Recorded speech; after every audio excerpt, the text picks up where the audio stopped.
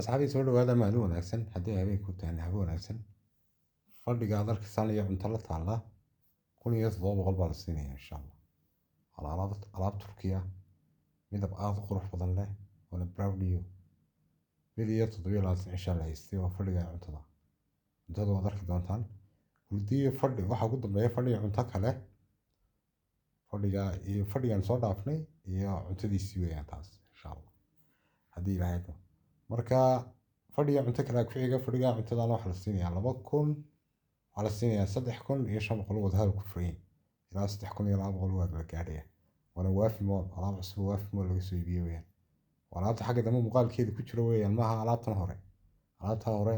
inta aad arkaysan fadhigan soo dhaafnay waa 1700 alaabtan hadda geli doono waa waafi mool waafi baa keentay waafi furniture baa keentay waa 3500 waa fadhiga cunto insha Allah goobta lama jigjigar 06342754 WhatsApp iyo call muuqaalkan sii share garee like haddii ilaahay maadada YouTube ka daawan Facebook Instagram Snapchat TikTok intaba insha Allah ugu soo bir muuqaalkan meel dheer gaarsiin insha Allah haddii ilaahay inkastoo TikTok tan cusub aan sameynay dilaa la tiraahdaa aan idba falogareyn